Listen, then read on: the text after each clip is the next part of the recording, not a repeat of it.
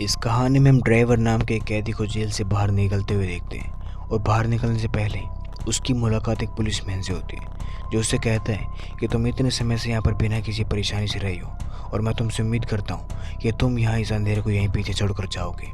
और फिर वो उससे पूछता है कि क्या तुम मुझे कुछ कहना चाहते हो। तो ड्राइवर उससे पूछता है कि एग्ज़िट कहाँ पर है। ड्राइवर इस जेल में 10 साल से कैद था पर अब वो आज़ाद हो गए। ड्राइवर बाहर आते ही सीधा एक जंकयार्ड में जाता है जहाँ पर बहुत सारी डैमेज गाड़ियाँ होती हैं, लेकिन वहीं पर एक अच्छी गाड़ी भी होती है। ड्राइवर उसे लेकर वहाँ से निकल जाता है। उस गाड़ी में कुछ फ़ोटोज़ होते हैं और कुछ डॉक्यूमेंट्स भी होते हैं, जिनमें से एक फ़ोटो उसके भाई का भी होता है जिसका कत्ल हो चुका होता है। जिससे हमें ये पता चलता है कि ड्राइवर अपने भाई की मौत का बदला लेना चाहता है। और ड्राइवर सीधा एक ऑफिस में जाता है, वहाँ पर एक एम्प्लॉय को मार देता है और उसे मार कर वो वहाँ से निकल जाता है। उसके बाद वहाँ पर इन्वेस्टिगेशन टीम आती है। वहीं ड्राइवर हमें उस आदमी के साथ नज़र आता है जिसने उसे गाड़ी और गन दी थी, जिसके पीछे न्यूज़ में हम देखते हैं कि बैकफील्ड में एक एम्प्लॉय को मार दिया है और मारने वाले की उम्र 30 साल है और उसका कद है 6 फुट 5 इंच। पर पुलिस उसका नाम नहीं बताती। ड्राइवर उस आदमी को पैसे देते हैं पर वो आदमी ड्राइवर से पूछता है कि तुम जेल में रहकर इतना पैसा कैसे कमा लेते हो।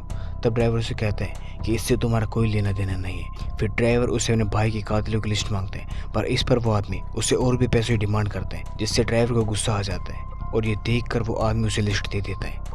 अगले दिन कहानी में हमें किलर को दिखाया जाता है जो इस वक्त एक्सरसाइज कर रहा होता है और उसके साथ वहाँ पर उसके एक दोस्त भी होते हैं। जैसे किलर कहता है कि उसे मूव ऑन कर लेना चाहिए और फिर थोड़ी देर में किलर के पास एक कॉल आती है जिसमें उसे बताया जाता है कि उसके लिए क्लाइंट है। दरअसल इस किलर को ड्राइवर को मारने के लिए कहा गया होता है। ड्राइवर की तस्वीर मिलते ही किलर उसे मारने के लिए निकल पड़ता है। वहीं हम ड्राइवर को देखते हैं जो टायसन नाम के बूढ़े आदमी की बिल्डिंग की तरफ जा रहा होता है।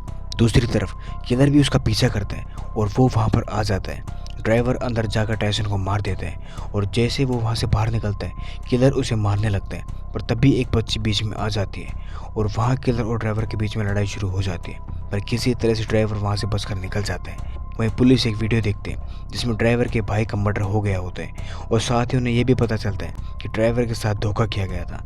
साथ ही ड्राइवर की कोई गैंग नहीं है, वो अकेला है। इसके बाद पुलिस बैंक में जाके रॉबरी की वीडियो देखते हैं जिसमें उन्हें पता चलता है कि कैसे ड्राइवर के भाई ने रॉबरी के बाद पूरी गैंग को गाड़ी में बिठा लिया था।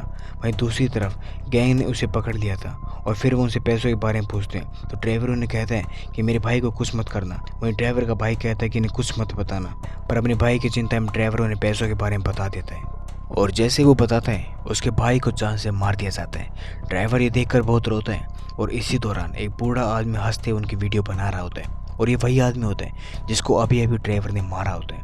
डिटेक्टिव कहती है कि ड्राइवर पक्का अब इन सब लोगों को मारने की कोशिश करेगा और तभी उनके पास खबर आती है कि ओल्ड मैन का मर्डर हो गया है। इसके बाद ड्राइवर एक होटल में जाता है जहाँ पर उसे पता चलता है कि वह न्यूज़ टीवी पर भी आ गई है।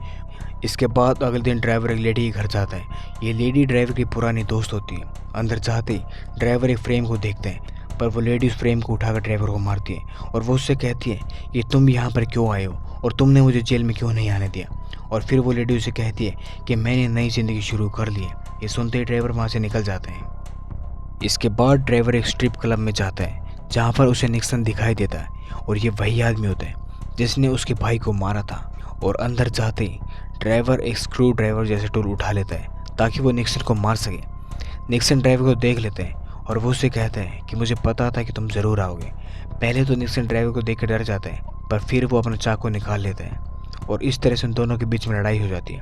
इसी दौरान ड्राइवर निक्सन को टूल से मार देता है और उसे ऐसा लगता है कि निक्सन मर गया है। और जैसे ड्राइवर वहाँ से चला जाता है निक्सन को हॉस्पिटल में लेकर जाया जाता है और अगले दिन हम देखते हैं कि पुलिस निक्सन से मिलने के लिए हॉस्पिटल में जाते हैं। वहीं किलर को पता चलता है कि वो ड्राइवर को हॉस्पिटल में ढूंढ सकता है क्योंकि उसका विक्टिम निक्सन अभी जिंदा होता है और वो उसे मारने के लिए वहाँ पर ज़रूर आएगा। और होता भी ऐसा है, ड्राइवर निक्सन को मारने के लिए हॉस्पिटल में चला जाता है और उसे जान से मार देते हैं और फिर गन की आवाज़ सुनते ही पुलिस वहाँ पर आ जाती है और वहाँ पर ड्राइवर और पुलिस के बीच में फायरिंग होती है और ड्राइवर पुलिस के सामने गन लेकर खड़ा हो जाता है। पुलिस उसके सामने घुटने टेक देती है और आंखें बंद कर देती है, पर ड्राइवर उसका बैच देकर वहां से चला जाता है। पर किलर ड्राइवर का पीछा कर रहा होता है और इसी बीच एक जगह ड्राइवर किलर की कार में पंचर कर देता है और किलर भी ड्राइवर की तरफ गोली चलाता है जिसमें ड्राइवर घायल हो जाता है और तभी किलर के पास एक फ़ोन आ जाता है। इसी बीच ड्राइवर वहाँ से भाग जाता है और एक घर में पहुँचते हैं।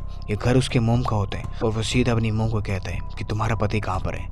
पर उसे बताया जाता है कि 3-4 साल पहले उसके पिता की मौत हो गई और फिर उसकी मॉम उसे दवाई लगाती है और दोनों बातें करते हैं, जिसमें हमें पता चलता है कि ट्रेवर यहाँ पर अपने पिता को मारने के लिए आया था। मॉम उससे कहती है कि तुम्हें लगता है कि एक पिता अपने बेटे का खून करवा सकते हैं। वो कहते हैं कि वो उसे बहुत प्यार करता था और साथ ही वो ये भी कहती है कि इसमें तुम्हारी कोई भी गलती नहीं है, और फिर वो रोने लगती है। ड्राइवर कहता है कि मेरा भाई ही था जो मेरा ख्याल रखता था। तब मॉम उसे कहती है कि उसने तुम्हें इन कामों में क्यों डाला। ड्राइवर कहता है कि वो इन सब कामों में अपनी मर्जी से गया था, उसने गलत लोगों से पैसे ले रखे थे और उसे मेरी ज़रूरत थी, और फिर वो ये कहकर वहाँ से चला जाता है। अगले दिन ड्राइवर रेडियो पर sermon सुनता है और जहाँ पर यह फंक्शन हो रहा होता है वो वहाँ पर चला जाता है। दरअसल भाषण देने वाला आदमी उसका गलत शिकार होता है। पहले कुछ देर दोनों के बीच में बातचीत होती है और फिर वो आदमी उससे माफ़ी मांगते हैं, पर ड्राइवर उस पर गन तान देता है, लेकिन वो उसे गोली नहीं मारता और वो उस आदमी को कहता है कि मैं तुम्हें माफ़ करता हूँ, तुम अपने परिवार के पास वापस चले जाओ। और इसके बाद ड्राइवर चर्च में जाकर अपने भाई की पिक और गन रख देता है। थोड़ी देर में वहाँ पर किलर भी आ जाता है और वो आकर ड्राइवर पर गन तान देता है।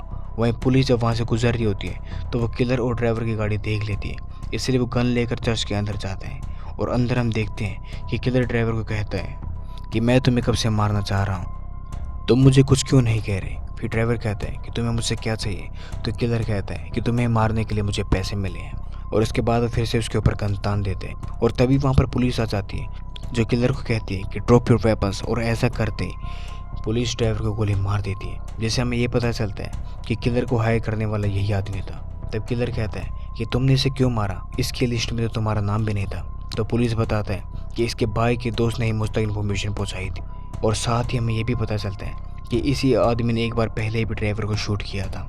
इसके बाद किलर बिना पैसे लिए वहाँ से चला जाता है, और वहीं जब डिटेक्टिव लिस्ट देखती है जिसमें मर्डर के नाम और पिक होती है और उन्हें सबसे ऊपर पुलिस की तस्वीर भी नजर आती है, ये देखकर वो हैरान हो जाते हैं। वहीं हम पुलिस को देखते हैं जो अपनी फैमिली को कहते हैं कि उसने केस को क्लोज कर दिया है, और तभी पीछे से ड्राइवर आकर उसे मार देता है, क्योंकि वो अभी जिंदा होता है, क्योंकि जिस जगह पर पुलिस ने उसे पिछली बार मारा था वहाँ पर उसके सर पर एक मेटल की प्लेट लगी हुई थी, जिसकी वजह से वो जिंदा बच जाता है। और इसके बाद ड्राइवर अपने भाई की अस्थियों को एक समुद्र में बहा देता है, और इसी के साथ ही कहानी यहीं पर ख़त्म हो जाती है। उम्मीद करते हैं आपको कहानी पसंद आई होगी। अगर आपको ये कहानी पसंद आई तो चैनल को सब्सक्राइब करना ना भूलें। मिलते हैं अगली कहानी में।